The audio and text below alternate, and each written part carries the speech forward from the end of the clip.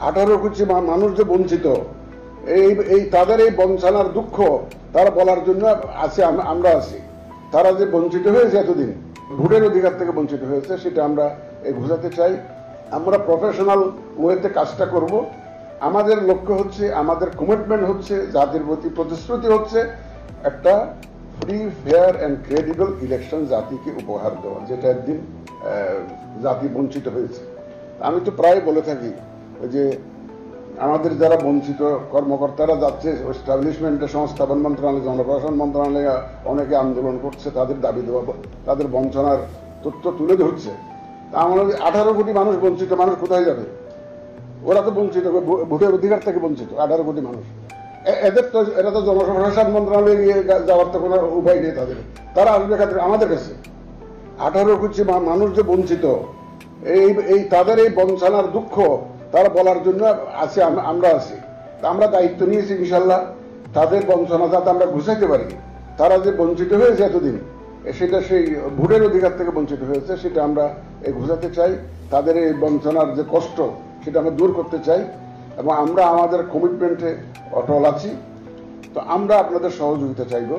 বিশেষ করে আমাদের যে কর্মকর্তা আছেন, যারা এই আজকে পার্টিসিপেন্ট হিসেবে আসছেন, ইভেন ট্রেনার হিসেবে আসছেন, তাদের একটা অত্যন্ত গুরু দায়িত্ব পড়েছে, শুধু আমাদের একার কমিশনের উপরে নয়। আমরা 4-5 জন মিলে তো আর সবকিছু ডেলিভার করতে পারবো না। আমরা হোয়াট এভার ইউ ডু, এটা থ্রু ইউ, আপনাদের মাধ্যমে আমাদের এটা করতে হবে। তো আজকে তো ট্রেনিং অফ ট্রেনার্স, একটা there is a subtle difference between teaching and training. এটা কিন্তু মনে রাখতে হবে আমাদের। বাছাই করা আলু আর স্পাইসি সিজনিং এ প্রাণ পোটাটা চিপস নাকি বিস্কিট খেয়ে বুঝে নাও। মানে শিক্ষকতা এবং ট্রেনিং এর মধ্যে একটু ডিফারেন্স আছে। টিচিংটা হচ্ছে মোটামুটি ভাবে এটা একাডেমিক টাইপ, শাস্ত্রীয় টেক্সট বুক পড়ে টরে, কিছুটা হয়তো প্র্যাকটিক্যাল করে, কিন্তু মোটামুটি ভাবে টেক্সট বুক নির্ভর হচ্ছে যে শিক্ষকতা। আর ট্রেনিংটা হচ্ছে একদম প্রায়োগিক, হাতে কলমে শিখিয়ে দেওয়া, কাজটা কিভাবে করবেন, এই প্রফেশনাল এক্সেলেন্স যেটা, সেটা অর্জন করা, সেটাই হচ্ছে ট্রেনিং। এটা শুধু শাস্ত্রীয় জ্ঞান দিয়ে কিন্তু এটা হয় না। আমরা প্রফেশনাল ওয়েতে কাজটা করব। প্রফেশনাল হওয়ার 3টা শর্ত আমি যতটুকু দেখেছি। প্রফেশনাল, কেউ যদি বলে যে আমি পেশাদার, আমি প্রফেশনাল, এটা মানিটা কি, অর্থটা কি? প্রফেশনাল মানে হচ্ছে নাম্বার 1 হচ্ছে আপনার একাডেমিক নলেজ থাকতে হবে।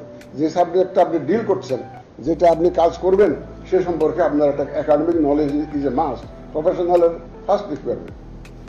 সেকেন্ড রিকোয়ারমেন্ট ইজ আপনার ইউ মাস্ট হ্যাভ এক্সপিরিয়েন্স। যে আপনার যেটা ডাক্তার, একজন ডাক্তার ফর এক্সাম্পল, ওই যে আমি আর একটা মিটিংয়ে জানি কোথায় বলেছিলাম, এটা অ্যানাটমি, ফিজিওলজি, তারপরে মেডিসিন, ফার্মাকোলজি, এগুলো পড়তে হবে আপনাকে। তাহলে ডাক্তার হতে গেলে মিনিমাম। দেন আপনি ইন্টার্নি হলেন, চাকরি বাকরি করলেন, ডাক্তারি করলেন, করে এটা অভিজ্ঞতা অর্জন করলেন।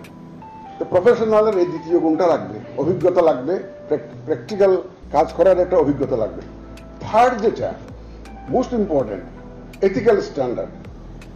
এথিক্যাল স্ট্যান্ডার্ড থাকতে হবে একটা, কারণ নৈতিক যদি যে একটা মাপকাঠি যদি নিজের না থাকে, নৈতিকভাবে যদি কাজটা না করেন, যেমন ধরেন একজন ডাক্তার বহু লেখাপড়া, এফআরসিবি, এমআরসিবি, যা যা দুনিয়ার আছে ডিগ্রি সব নিয়েছেন, ডাক্তার হিসাবে অনেক প্র্যাকটিস করেছেন, অভিজ্ঞতা আছে, 30 বছরের অভিজ্ঞতা, professor and head of the department সব হয়েছেন, কিন্তু উনি গলা কাটা ফিস নেন।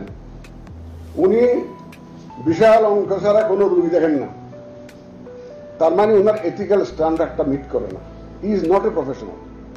যতই টেক্সট বুক নলেজ থাকুক, যতই অভিজ্ঞতা থাকুক, নৈতিক মানটা যদি না থাকে, তাকে আমরা প্রফেশনাল বলবো না।